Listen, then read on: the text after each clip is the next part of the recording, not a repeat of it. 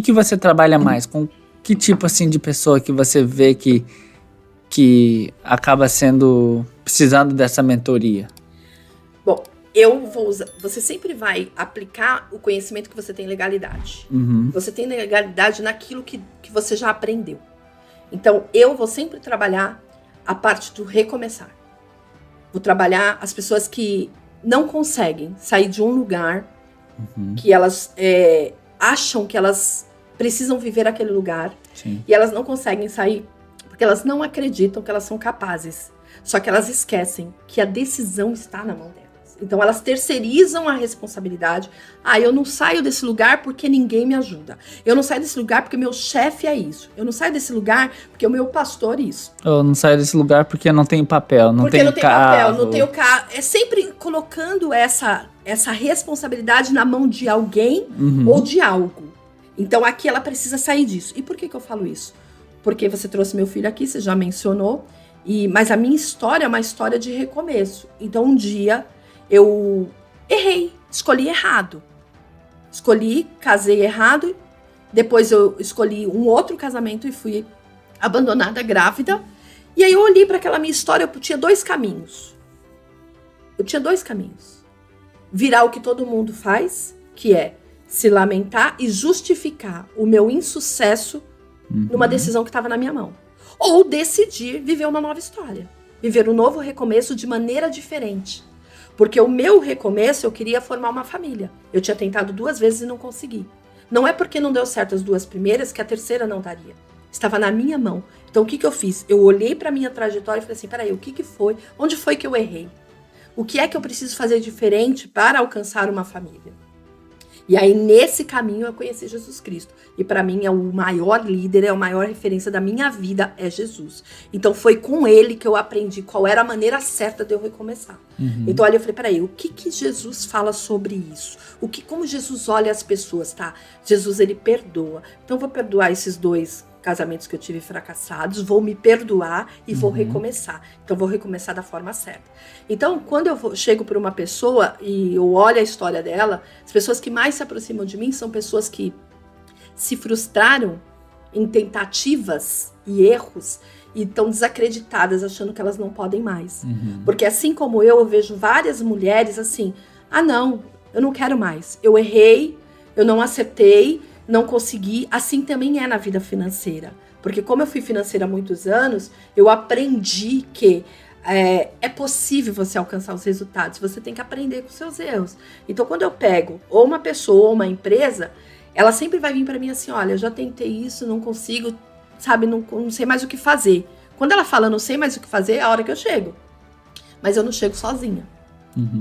Né? Eu chego o Pai, o Filho e o Espírito Santo, que é a trindade de Deus. Por quê? Porque pela graça de Deus é que a gente consegue ajudar as pessoas a se transformarem. Não é pelo meu mérito, não é pelo seu. Não é pela minha capacidade, não é pela sua. Isso são ferramentas que Deus nos deu, são dons e talentos que Ele nos proporcionou pra gente, por meio da graça e da misericórdia dEle, ajudar as pessoas. Então, quando uma pessoa chega assim, eu falo pra ela, é possível. É possível. Eu consegui, eu alcancei esse lugar. Hoje, Mateus, eu tenho 20 anos com meu esposo. Então, se a gente somar os 2 fracassos que eu tive, né? Ele tem muito menos tempo do que os 20 anos que eu tenho com meu esposo.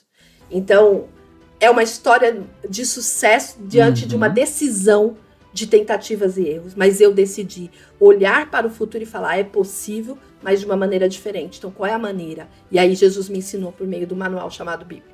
E você vê nessa trajetória sua de mentoria, você vê que a pessoa que vem pra cá, né? Que isso acontece no próprio Brasil e as pessoas aqui. Mas você vê que a pessoa entra nesse estado de desacreditar quando ela muda ou quando ela já tá aqui há algum tempo.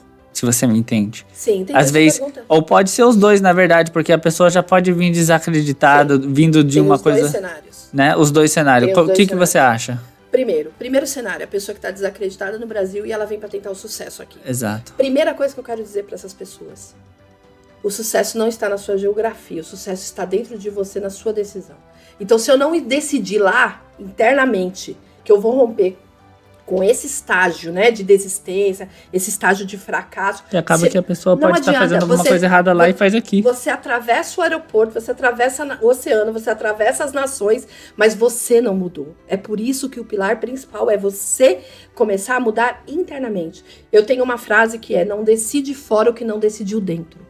Se não tem como eu viver fora o que nem internamente eu decidi. Se a minha mente continua com os mesmos pensamentos, as minhas decisões serão as mesmas. Então eu tenho que fazer um mindset, eu tenho que renovar minha mente, e eu tenho que acreditar. Mas não só acreditar, eu preciso decidir. E não só decidir, eu preciso pôr em prática. Então eu tenho que renunciar o meu vício, o meu padrão de comportamento para viver coisa nova.